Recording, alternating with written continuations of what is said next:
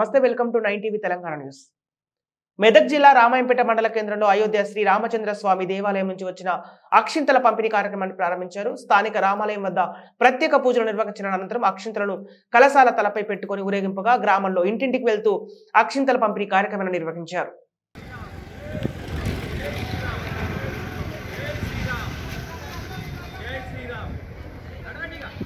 శ్రీరామ జయ రామ జయ జయ రామ శ్రీరామ జయ రామ జయ జయ రామ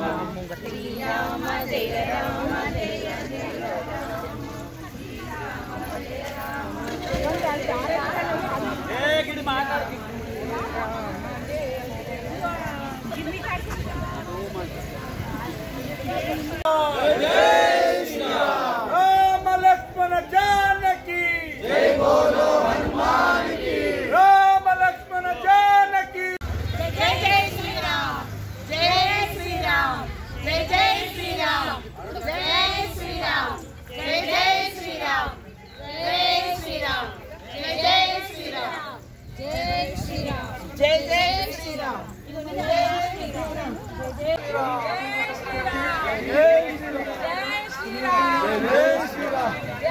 శ్రీరామ్ జై శ్రీరామ్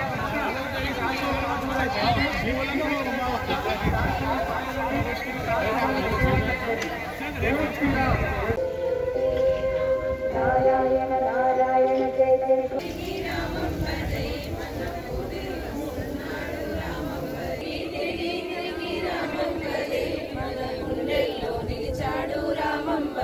మన గుండెల్లో నిలిచాడు రామం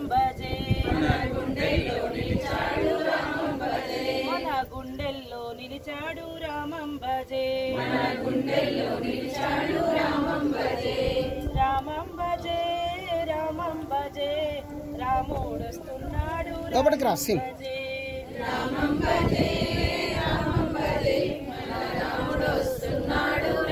భజే మన దేవుడొస్తున్నాడు రామం భజే శ్రీరామ్ జై శ్రీరామ్ జై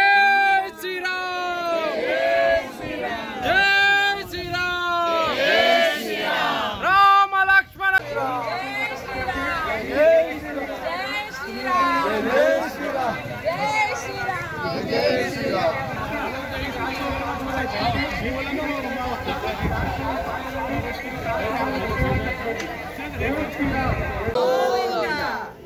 ఈరోజు మనందరికీ చాలా సంతోషకరమైన విషయము.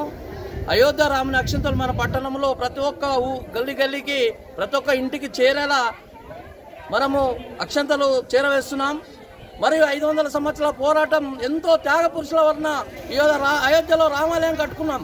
ఇది ఎంతో త్యాగాల వలన ఎంతో మరణిస్తా కానీ ఈ అయోధ్య రాముని కట్టుకోలేదు మనం. ఈరోజు మనందరికీ అదృష్టం, మనం చూడే భాగ్యం కలిగింది కాబట్టి మన అదృష్టం. ఈ ఇట్టి కార్యక్రమం పవిత్రంగా భావించి ఈ పవిత్రమైన అక్షంతలు, అయోధ్య నుంచి వచ్చినటువంటి అక్షంతలను ప్రతి ఒక్క ఇంటికి చేరేలా కార్యక్రమాన్ని విజయవంతం చేయాలని మా యొక్క మనవి. జై శ్రీరామ్. శ్రీరామ రామ రామేతి రమే రామే మనోరమే సహస్రనామ తత్తుల్యం రామనామ వరాననే. మన రామాయంపేట పట్టణంలోని కళ్యాణ రామచంద్ర స్వామి దేవస్థానం నుండి అయోధ్య నుండి విచ్చేసిన ఈ అక్షంతలను మన గడప గడపకు చేరే విధంగా ఇక్కడ అందరూ కూడా మహిళలందరూ కూడా సంసిద్ధులై ఉన్నారు. ఇప్పటి నుంచి మన గడప గడపకు ఈ అక్షంతలు చేర్చుకొని అందరూ కూడా ఈ అక్షంతలను తమ గుడిలో ఇంట్లో ఉన్న దేవాలయం పటం వద్ద ఉంచేసి ఆ తర్వాత ప్రతిష్ఠ అయిన తర్వాత ఈ అక్షంతలను కూడా పెళ్లి కాని వారికి ఆశీర్వచనం ఇవ్వచ్చు. తర్వాత సంతానం కాని వారికి మన ఇళ్లలో బీరువాలో కానీ మనం పొలంలో కానీ ఎక్కడైతే ఉంచుమో లక్ష్మీదేవి కృపాకటాక్షాలు ఉంటాయి కనుక భక్తులందరూ గమనించుకోవాలి. మీ ఇళ్లను శుద్ధి చేసుకొని మంగళారతులతో మీరు సంసిద్ధులే ఉంటే వచ్చేసి వీళ్ళు ఇచ్చే మహిళలందరి దగ్గర మీరు కూడా అక్షంతలు పెడతారు.